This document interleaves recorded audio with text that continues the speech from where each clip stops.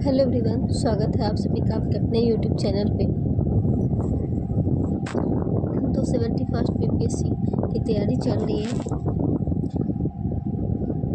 जिसमें sound chapter का revision कर रही हूँ। ध्वनि ऊर्जा में गमन करती है।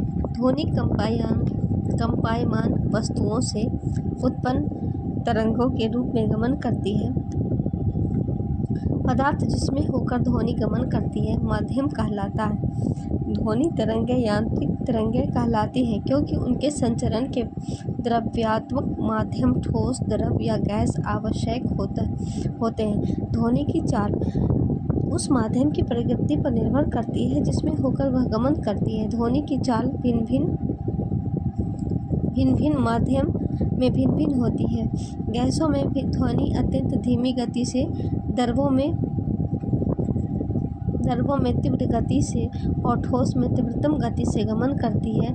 ध्वनि निर्वात में गमन नहीं कर सकती। ध्वनि वायु की अपेक्षा स्टील में लगभग 15 गुना तो तीव्र गति से गमन कर सकती है।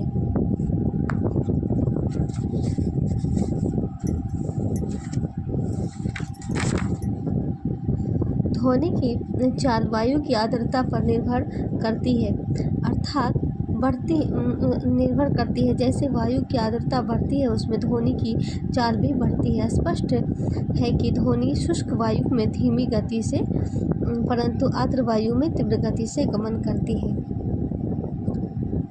श्रव्य तरंगें।